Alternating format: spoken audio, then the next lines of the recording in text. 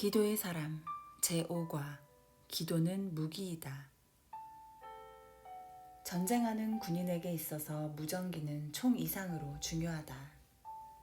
군대에 갔다 온 남자들은 잘 안다. 무전기를 통해 상황을 실시간으로 사령부에 보고할 뿐만 아니라 사령부로부터 실시간으로 작전 명령을 받는다. 전투 현장에서는 지금 공격하면 이길 수 있을 것 같은데 사령부에서는 후퇴하라고 명령한다. 반대로 전투 현장에서는 지금 공격하면 불리할 것 같은데 사령부에서는 공격하라고 명령한다. 사령부의 명령대로 전투를 해야 이길 수 있다. 왜냐하면 사령부는 전체 상황을 파악하고 명령하기 때문이다. 이 모든 상황을 무전기를 통하여 주고받는다. 실탄이 떨어지는 것보다 더 무서운 상황은 무전이 끊겨 고립되는 것이다. 무전이 끊겨 고립되면 순간적으로 포위되어 몰살될 수도 있다. 영적 전쟁도 마찬가지이다. 기도는 하나님과 나 사이에 주고받는 무전 교신이다. 그래서 영적 전쟁에서 승리하려면 쉬지 말고 기도해야 한다. 조금만 방심하여 기도의 끈을 놓으면 금방 악한 영이 우리를 포위한다. 그래서 영적인 침체를 경험하고 헐떡거리게 된다. 삶의 의미를 상실하고 삶의 목적을 잃어버리고 기쁨이 사라지고 사는 재미가 없어진다. 주님도 제자들에게 시험에 들지 않도록 계속 깨어 기도하라 라고 명령하셨다. 그들이 아침에 지나갈 때에 무화과 나무가 뿌리째 마른 것을 보고 베드로가 생각이 나서 여짜오되 라삐여 보소서 저주하신 무화과 나무가 말랐나이다. 예수께서 그들에게 대답하여 이르시되 하나님을 믿으라. 내가 진실로 너희에게 이르노니 누구든지 이 산더러 들리어 바다에 던져지라 하며 그 말하는 것이 이루어질 줄 믿고 마음에 의심하지 아니하면 그대로 되리라. 그러므로 내가 너희에게 말하노니 무엇이든지 기도하고 구하는 것은 받은 줄로 믿으라. 그리하면 너희에게 그대로 되리라. 서서 기도할 때에 아무에게나 혐의가 있거든 용서하라. 그리하여야 하늘에 계신 너희 아버지께서도 너희 허물을 사하여 주시리라 하시니라. 마가복음 11장 20절에서 25절. 그대로 되리라. 위에서 읽은 성경 말씀에 그대로 되리라는 말씀이 2번이나 나온다. 마음에 의심하지 아니하면 그대로 되리라. 받은 줄로 믿으라. 그리하면 그대로 되리라. 그런데 내용이 황당한 데가 있다. 멀쩡하게 살아있던 무화과 나무가 예수님의 저주 한마디로 뿌리째 말랐다. 그런 일은 혹시 일어날 수 있을지 모른다. 그동안 벌레가 뿌리를 갉아먹었는데 그 현상이 하루 사이에 나타날 수 있을 테니까. 그런데 그 다음 얘기는 너무 황당하다. 누구든지 이 산더러 들리어 바다에 던져지라 하며 그 말하는 것이 이루어질 줄 믿고 마음에 의심하지 아니하면 그대로 되리라. 산더러 들리어 바다에 던져지라. 이게 말이 되는 얘기인가? 그 당시 예수님의 말씀을 듣는 사람 중에 아무도 그 말을 고지듣지 않았을 것이다. 왜 예수님은 이런 극단적인 예를 들어가면서 기도를 가르쳤을까? 도대체 기도가 뭐길래 예수님은 지나가던 소도 웃을 얘기를 하면서 그렇게 극단적으로 기도를 가르쳐야만 했을까? 무화과 나무가 마른 기적은 예수님의 삶의 마지막 주간의 화요일에 일어났다. 이제 사흘이 지나면 예수님은 이 땅을 떠날 것이다. 그러면 제자들은 고아처럼 이 세상에 남겨질 것이다.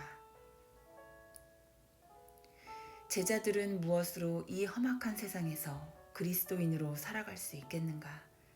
제자들의 손에 뭔가 쥐어져야 한다. 그래서 예수님은 제자들에게 인생살이에서 최고의 무기인 기도를 가르쳐 주신 것이다. 기도의 능력이 어떠한지 실제를 보여주며 가르쳐 주신 것이다. 무화과 나무가 뿌리째 마른 것은 기도의 능력을 보여준 실제이다. 그리고 기도란 산들을 명하여 바다에 던져주라 할지라도 그대로 되게 하는 능력이라고 충격적인 말씀을 하신 것이다. 기도의 능력은 이런 것이다. 기도의 능력을 믿으라. 우리 삶에 일어나야 하는 두 가지. 하나는 기도이다. 왜 기도가 필요한가? 하나님은 우리에게 무엇이 필요한지 다 아신다고 하지 않았는가? 그러므로 염려하여 이르기를 무엇을 먹을까, 무엇을 마실까, 무엇을 입을까 하지 말라. 이는 다 이방인들이 구하는 것이라. 너희 하늘 아버지께서 이 모든 것이 너희에게 있어야 할 줄을 아시느니라. 마태복음 6장 31절에서 32절. 그렇다면 왜 기도가 필요한가? 기도가 필요한 이유는 하나님과 우리 사이의 관계 때문이다. 하나님은 교제하기 위하여 우리를 창조하셨다. 사랑한다고 말하면서 한마디 없다면 그것은 이상한 것이다. 연인 사이에는 별것 아닌 내용의 얘기로도 밤을 새운다. 사랑하기 때문이다. 대화를 해야 사랑이 깊어진다. 대화를 하지 않고 사랑이 깊어지길 바란다면 어리석다.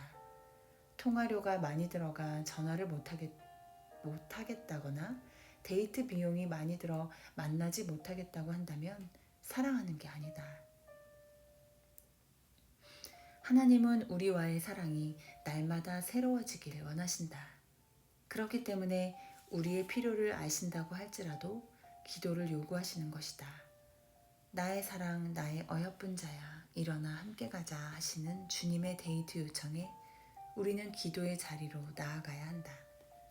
삶의 어려움은 우리와 교제하기를 원하시는 하나님의 특별한 기도 요청이다. 아무리 노력해도 아무리 발버둥 쳐도 거대한 장애물에 가로막혀 어떻게 해볼 수 없는 상황에 처해 본 적이 있는가? 사방이 꽉 막혀 주위에 어떤 도움도 받을 수 없는 상황. 그 절대 고독과 절망은 아이러니컬하게도 우리와 교제하기를 원하시는 하나님의 특별한 초청장이다. 어느 신자는 이렇게 말했다. 많이 힘드시죠? 라고 인사를 건넸더니 요즘 좀 게을렀어요. 하나님이 기도하라고 하시는군요. 라고. 당장은 힘들어도 믿음으로 눈을 질끈 감고 기도하라. 파워 기도는 눈물로 만들어진다. 지금 고난에 직면했는가? 다른 것은 몰라도 이것만은 단언할 수 있다. 이제 당신은 정말 하늘의 능력을 다운로드하는 순간을 맞이했습니다. 그런데 신자들조차도 근심은 있고 걱정은 있지만 기도는 없다.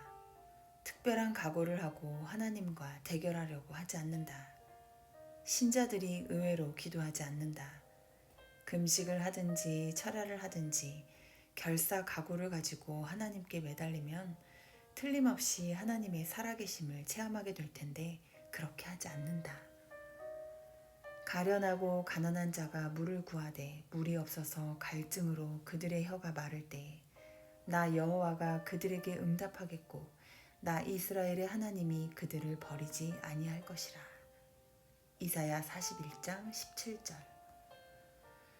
갈증으로 혀가 마를 때, 주님을 향한 영적인 목마름으로 혀가 타들어갈 때 주님은 반드시 응답하시고 버리지 않는다. 다른 하나는 믿음이다. 오래전 차 한 대가 길 옆 도랑에 빠져있는 것을 본 적이 있다. 마침 근처를 지나가던 소방 트럭이 있어 체인을 걸어 끌어올리려고 했다. 그런데 체인이 뚝 끊어지고 말았다. 체인이 약했기 때문이다. 그래서 훨씬 더 강한 체인을 가지고 와 빠진 차량에 걸었다. 차를 끌어올렸다. 결국 문제는 소방 트럭의 힘이 아니라 약한 체인이었다. 영적인 세계에도 똑같은 원리가 작용된다. 하나님의 능력은 무한하다. 또한 우리를 향한 그분의 사랑도 무한대이다. 그런데 왜 하나님의 능력이 우리 삶에 작동하지 않는가? 그것은 믿음의 체인이 약하기 때문이다. 하나님을 향한 우리의 믿음이 약하기 때문에 삶의 변화가 일어나지 않는다. 성경 말씀은 그 믿음을 두 가지로 설명한다. 먼저 믿음은 의심하지 않는 것이다. 내가 진실로 너희에게 이르노니 누구든지 이 산더러 들리어 바다에 던져지라 하며 그 말하는 것이 이루어질 줄 알고 믿고 마음에 의심하지 아니하면 그대로 되리라. 마가복음 11장 23절. 이 말씀은 주님께서 하신 말씀이기에 주님께서 책임지시리라. 우리에게는 의심이 많다. 이렇게 어렵고 힘든 일도 하나님이 하실 수 있을까? 의사가 안 된다고 했는데. 의심하는 것은 믿음이 아니다. 오직 믿음으로 구하고 조금도 의심하지 말라. 의심하는 자는 마치 바람에 밀려 요동하는 바다 물결 같으니 이런 사람은 무엇이든지 주께 얻기를 생각하지 말라. 두 마음을 품어 모든 일에 정함이 없는 자로다. 야고보서 1장 6절에서 7절. 의심하는 순간 하나님이 우리에게 주실 엄청난 영감과 축복을 우리 스스로가 막아버리게 된다. 사람도 자기를 믿어주는 사람을 배신할 수 없고 자기를 믿어주는 사람을 실망시키지 않으려고 최선을 다하는 것처럼 하나님도 마찬가지이다. 자기를 믿어주는 사람을 모른 척 하실 수 없는 것이다. 하나님을 믿으라. 우리가 응답받기를 원하는 것 이상으로 하나님은 우리에게 응답해주고 싶어 하신다. 하나님은 우리를 축복하시길 원하신다. 여호와의 말씀이니라. 너희를 향한 나의 생각을 내가 아나니 평안이요 재앙이 아니니라. 너희에게 미래와 희망을 주는 것이니라. 너희가 내게 부르짖으며 내게 와서 기도하면 내가 너희들의 기도를 들을 것이요 너희가 온 마음으로 나를 구하면 나를 찾을 것이요 나를 만나리라. 예레미야 29장 11절에서 13절. 믿음이란 받은 줄로 믿는 것. 그러므로 내가 너희에게 말하노니 무엇이든지 기도하고 구하는 것은 받은 줄로 믿으라. 그리하면 너희에게 그대로 되리라. 마가복음 11장 24절. 이 말씀도 주님께서 하신 말씀이기에 주님께서 책임지시리라. 이미 받았다고 믿고 사는 삶과 아직 받지 않았다고 믿는 삶이 어떻게 다를까? 이미 응답받았다고 확신하는 삶과 아직 응답받지 못했다고 생각하는 삶은 어떻게 다를까? 생각해보라. 받은 줄로 믿으면 행동하게 된다. 마가복음 5장에서 12해 혈루증으로 고생하던 한 여인이 군중송을 헤집고 필사적으로 예수님께 접근하는 모습을 보게 된다. 이 여인이 죽자 살자 행동할 수 있었던 것은 예수님을 만나면 자기 병이 낫는다는 확신이 있었기 때문이다. 확신이 없었더라면 그렇게 행동할 수 없었을 것이다. 그녀는 12년이나 혈루증으로 앓던 여인이었다. 건강한 사람도 일주일간만 누워있으면 다리가 후들거린다. 그런데 12년이나 앓았다면 지쳐서 스스로 설 수 없을 정도로 병약했을 것이다. 혹시 운집한 군중 속을 헤집고 들어가 본 적이 있는가? 장정도 헤집고 들어가기 어려운 운집한 군중들을 헤집고 들어가는 그녀의 행동은 어디에서 나왔겠는가? 뿐만 아니라 혈루증은 문자 그대로 자궁에서 피가 계속 흘러내리는 끔찍한 병으로 율법적으로 불결하다고 하여 그녀는 사회적으로 거의 매장당한 처지였다. 그런 여인이 사람들의 조롱과 비난을 뚫고 갈 마음은 어디에서 나왔겠는가?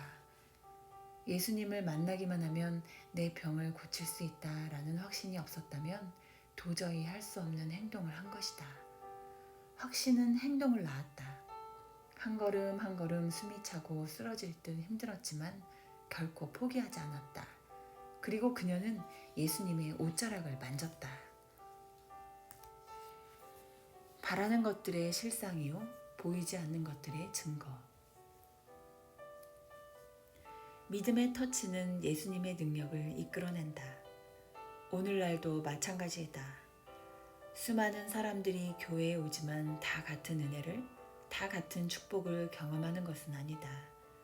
똑같이 예배를 드리지만 어떤 사람은 영혼이 회복되고 심령이 회복되고 육신이 회복되고 삶이 회복되거나 어떤 사람은 그저 냉랭하다. 똑같이 예배를 드리지만 어떤 사람은 하나님의 임재를 느끼며 그 영광에 압도되나 어떤 사람은 야구장에 온 것만큼의 열기도 체험하지 못한다. 무엇이 그런 차이를 만들어내는가? 주님의 옷자락에 믿음의 터치를 하느냐에 있다. 현실적으로 전혀 소망이 없는데도 축복된 미래를 전제하고 선포하는 것이 믿음이다. 믿음은 바라는 것들의 실상이요 보이지 않는 것들의 증거라고 했다. 예수님이 오병이어로 5천 명을 먹이실 때도 기적적으로 떡을 나눠주신 다음 감사기도를 드린 것이 아니라 떡을 나눠주시기 전에 먼저 감사기도를 드렸다. 하나님은 꼭 그렇게 하실 줄 눈꽃만큼도 의심하지 않고 믿었기 때문이다. 믿는 자에게 미래는 이미 과거 완료형인 것이다. 이루어진 것을 보고 인정한다면 그것은 과학이지 믿음이 아니다. 믿음은 먹을 줄 알고 김치국물부터 마시는 것이다. 진정으로 하나님께 기도를 드린 사람은 얼굴, 목소리, 사람을 대하는 태도가 전과는 판이하게 달라진다. 상황은 아무것도 달라진 게 없는데 뭔가 큰 빽이 생긴 것 같고 왠지 모르지만 돌파구가 생긴 것 같은 확신 속에서 평안을 얻는다. 누군가 주책은 주가 책임지신다 라는 말의 준말이라고 농담한 적이 있다. 그렇다. 기도하면 주님이 내 인생을 책임지신다. 그래서 기도하는 사람은 수많은 문제와 위기 속에서도 침착하고 평안하다. 그런 주책 있는 사람이 되자. 근래에 기독교 서가의 베스트셀러는 이어령 씨의 지성에서 영성으로라는 책이다. 이어령 씨는 한국을 대표하는 지성인으로서 많은 책을 저술하였고 문화부 장관을 역임한 분이다. 그는 어느 종교를 막론하고 비판적인 글을 썼던 사람이다. 그런 그가 무릎을 꿇은 것은 그의 딸 미나 씨 때문이었다. 미나 씨는 암에 걸리고 눈병에 걸려서 서서히 죽어갔다. 무서운 삶의 현실 앞에서 아버지가 해줄 수 있는 일은 아무것도 없었다. 그는 인간의 한계를 직시했다. 지성의 한계를 뼈저리게 느꼈다. 그런데 딸의 절망을 희망으로 바꾼 것은 지상의 아버지가 아니라 하늘의 아버지셨다. 수고하고 무거운 짐진 자들아 다 내게로 오라. 내가 너희를 쉬게 하리라. 라는 말씀은 칠흑 같은 절망의 어둠 속에 비치는 한 줄기 희망의 별빛이었다. 미나 씨는 회복되었다. 이 신유 사건은 이어령 씨의 지성의 탑을 여지없이 무너뜨렸다.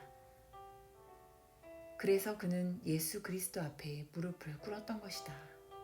주님께서 그토록 우리 손에 들려주고 싶어 했던 기도의 무기를 들어보라. 그래서 삶의 어려움에 처했을 때 뭘 그런 것 가지고 걱정해. 기도하면 되지. 라고 선포하는 기도의 용사들이 되라.